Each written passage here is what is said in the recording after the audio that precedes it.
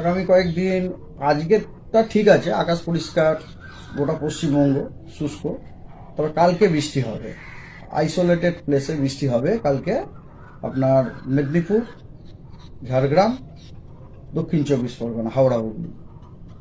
এবং পরশু দিন বৃষ্টিটা একটু স্প্রেড হবে নর্থের দিকে, আর সাউথের দিকে বৃষ্টিটা আপনার স্পেশিয়াল কভারেজটা একটু বেড়ে যাবে, ওটা হয়ে যাবে স্ক্যাটার্ড। আর তার ওপরটা ইয়ে হবে তারপরের দিন, মানে আমি এটা বলে 14 তারিখে এরকম হবে, স্পেশিয়াল কভারেজটা বেড়ে যাবে আর কি। হ্যাঁ, মানে দুটো মেদিনীপুর, দুটো চব্বিশ পরগনা, কলকাতা, এগুলোতে আমরা স্ক্যাটার্ড হয়ে যাবে। আর তার উপরে যে কতগুলো জেলা আছে, মানে মোটামুটি দক্ষিণের যে জেলাগুলো আর কি, ওখানে আপনার আইসোলেটেড, অন্যান্য দক্ষিণের জেলাতে আইসোলেটেড হবে। তারপরের দিন 15 তারিখে আবার ওটা আপনার আজকের মানে 13 তারিখের মতো হয়ে যাবে, মানে দক্ষিণের ওই দুটো মেদিনীপুর, দুটো চব্বিশ পরগনা এবং কলকাতা, দুটো চব্বিশ পরগনা কলকাতাতে আপনার আইসোলেটেড রেনফল।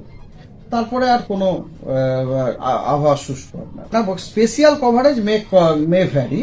ধরুন কালকে হয়তো 25% দক্ষিণবঙ্গ, মানে একদমই দক্ষিণবঙ্গের কথা আমি বলছি, মানে চব্বিশ পরগনা যেখানে আমরাও এফেক্টেড আর কি, চব্বিশ পরগনা, মেদিনীপুর, কলকাতা, এগুলোতে আপনার আগামীকাল হয়তো 25% অর লেস এরিয়াতে বৃষ্টি হবে। কিন্তু তারপরের দিন মানে 14 তারিখে কিন্তু 50%-এর মতো এরিয়াতে বৃষ্টি হতে পারে। হ্যাঁ, বৃষ্টিপাতের কারণ বলছি, সেটা হচ্ছে কি, আগামীকালেরটা হচ্ছে কি, যে বে অফ বেঙ্গলে একটা অ্যান্টিসাইক্লোন, সেটা একদমই হেডবের কাছে চলে গেছে এবং তার আউটফ্লোটা খুব সুন্দরভাবে আপনার সাউথ বেঙ্গলে যাচ্ছে, লো লেভেলে। তারপরে লো লেভেলে একটা সুন্দর ময়েশ্চার ইনফ্লো হচ্ছে সাউথ বেঙ্গলটাতে।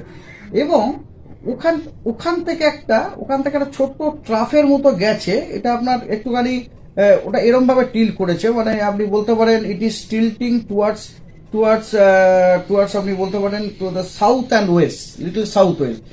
ফলে একটু লিফটিং মেকানিজমও ওখান থেকে পাচ্ছে আর কি, লিফটিং মেকানিজম পাচ্ছে। এটা হচ্ছে কালকের জন্য। পরশু দিনে কি হচ্ছে, গাঙ্গেয় পশ্চিমবঙ্গের দক্ষিণ পূর্ব সাইডে একটা ছোট্ট একটা সাইজের মতো, ওটা একটা লিফটিং এর কাজ করবে আর কি। As a result of which পরশু দিন আমরা রেনফল একটুখানি বেশি অ্যান্টিসিপেট করছি।